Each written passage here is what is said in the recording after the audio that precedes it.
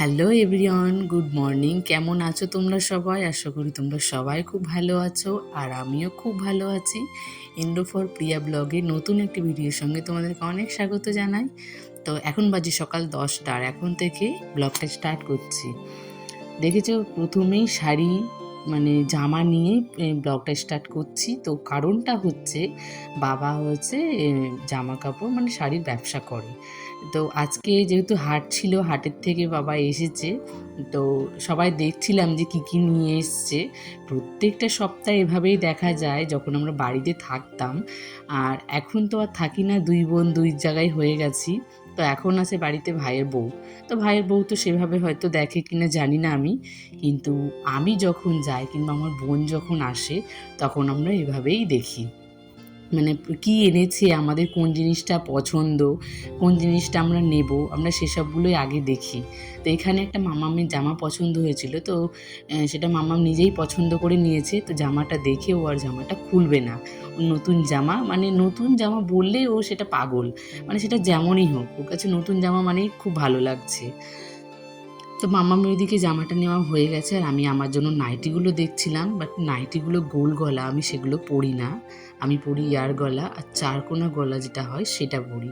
আর আমি গোল গলা পরি না, কিন্তু বেশ প্রিন্টগুলো দারুণ ছিল দেখতে, বাটি প্রিন্টের। আমার খুব ইচ্ছে বাটি প্রিন্টের পরা, কিন্তু আজ পর্যন্ত সত্যি কোনো দিন পরতে পারিনি। একটাই কারণ যে আমি গোল গলা পরি না। আর বাটি প্রিন্টে দেখেছো, সবসময় দেখি যে গোল গলাটাই হয়, কিন্তু অন্য গলা আর এয়ার গলা কিংবা চারকোনা গলা হয় না বলে আমার পরাও হয় না। তো দেখি জামা কাপড় নেওয়া হয়ে গেছে, তারপর এসে গেছে বাজার। দিকে হাজব্যান্ড নিয়ে এসছে খাসির মাংস, যেহেতু আজকে হচ্ছে কি বলতো, আমাদের জামাই ষষ্ঠীর খাওয়া দাওয়া। জামাই ষষ্ঠীর সময় তো আমার হাজব্যান্ড ছিল না, ও গেছিলো, বাট ওকে অফিসের জন্য আমার বাড়ি চলে আসতে হয়েছিল।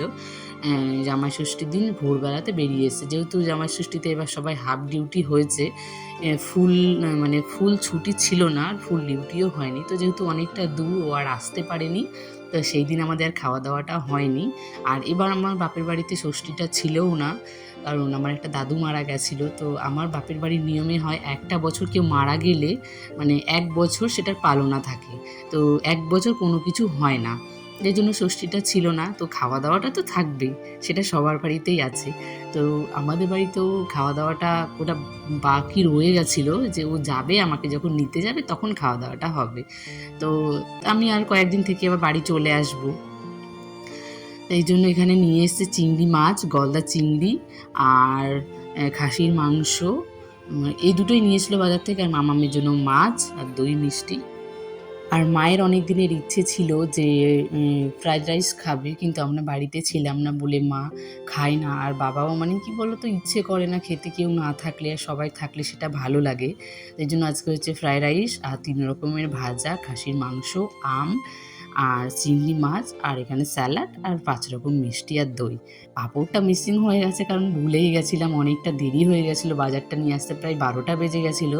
তার মধ্যে আবার রান্না বান্না তাড়াতাড়ি করে কমপ্লিট করতে হয়েছে।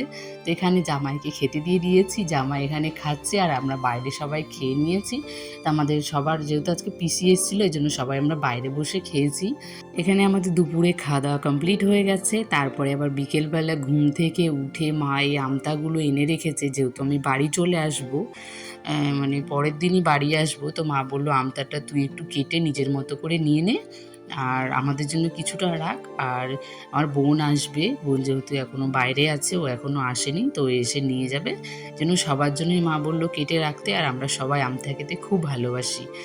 আর মা একটু আচারে মশলা দিয়ে, আমাদের সবার আমতা খেতে খুব ভালো লাগে, এই জন্য মা প্রত্যেক বছর অনেকগুলো করেই করে, কিন্তু আমও শেষ, আমতাও শেষ। ভাবি যে পরে খাবো, কিন্তু হয় না। আমও খায়, এদিকে আমতাও খায়। আগে তো মা প্রচুর আচার করতো, এক এক বছর প্রায় 5 বয়াম করে করতো। তো আমও শেষ, আচারও শেষ, আর এখন সেই আচার করলে কেউ খায় না। এই জন্য মা এখন 2-3 বছর হয়ে গেছে আচার করে না, কেউ খায় না বলে। আর তখন খেতো, তখন করেও রাখতো। আর দেখবে যে কোনো জিনিস কেউ খেলে সেটা করতে ভালো লাগে, আর কেউ না খেলে সেটা ভালো লাগে না। কিন্তু আগে মা বলতো যে আচারও শেষ হয়ে যাচ্ছে, পুরো একটা বছর যাচ্ছে না, সবাই প্রত্যেক বছর একটা বছর আচার করলে 2-3 বছর ঘোরে, কিন্তু আমাদের ঘোরে না। আর সেই দেখো, কারণ সেই আচারগুলো করলে কেউ এখন হাত দিয়ে ছুঁয়েও দেখে না। এই একটা সময় থাকে না খাওয়ার মতো, সব সময় সব কিছু খেতে ভালো লাগে না। সময় সময় চেঞ্জ হয়, জিনিসও পরিবর্তন হয়, মানুষের রুচিও পরিবর্তন হয়, সব কিছুই একই সঙ্গে পরিবর্তন হয়। এদিকে আমার আমটাগুলো দেখো পিস পিস করে কাটা হয়ে গেছে। তো যেহেতু চাকু ছিল না হাতের কাছে, তো এই চামচটা দিয়েই আপাতত কাজ চালাচ্ছিলাম। তো ঠিকঠাক করে কাটা হচ্ছিল না, মানে অল্প অল্প করে কাটা হয়েছে, কিন্তু এগুলো আবার হাত দিয়ে ছুটিয়ে ছুটিয়ে ভালো করে রাখতে হবে। কেটে কেটে রাখলে কি বলো তো, দেখতেও ভালো লাগে, খেতেও মন চায়।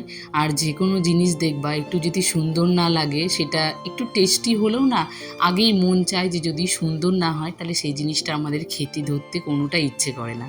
তো এদিকে মা বললো যে কেটে কেটে রাখ, তাহলে ভালো লাগবে। আর আমি শুনেছি যে সবাই আমতা করলে নাকি কালো হয়ে যায়, কিন্তু আমরা আমতা করি, কিন্তু কোনোদিন আজ পর্যন্ত দেখিনি যে কালো হয়েছে। দেখো কালারটা কি ভালো লাগছে না? আর সবাই নাকি বলে কালো হয়ে যায়, কিন্তু আমরা একটু মানে আমতা করার আগে না সেটাকে একটু উনানের মধ্যে ভালো করে ওটা মানে একটু জাল দিয়ে নিই, যে যে রসটা থাকে সেটাকে আমরা একটু কমিয়ে নিই, তাহলে কি শুকাতেও সুবিধা হয় আর অনেকটা দিন রেখে খাওয়া যায়। তো এইভাবে আমরা আমতা করি। তো এখানে ২ জায়গায় নিয়ে নিচ্ছি, আমি এক জায়গায় নিয়ে আসবো বলে, মানে আমি ছোট বাটিটা নিয়ে আসবো আর বড়টাই রেখে দেবো, যেহেতু মা খাবে আর এদিকে বোন আসবে, বোন নিয়ে যাবে। তো ওদিকে দুজনের জন্য রেখে দিলাম আর আমি কিছুটা নিয়ে আসলাম। তো এখানে দেখো মা আবার বিকেলবেলা, যেহেতু পরের দিন আমি বাড়িতে চলে আসবো আর তারপরে হচ্ছে অম্বুবাচী। তো অম্বুবাচী পার হয়ে গেছে, বাট আমার মাঝখানে ২-১ দিনের জন্য ভিডিওটা দেওয়া হয়নি। তো এখানে আমাদের ওখানে ডালপুরি, তারপর মালপোয়া এসবগুলো অম্বুবাচীতে করে। বাট আমরা যখন থাকবো না, মা তখন খেতে ভালো লাগবে না, এর জন্য মা আগে বানিয়ে দিয়েছে আমাদেরকে। তো চলো আজকের মতো ভিডিওটা এখানেই শেষ করছি।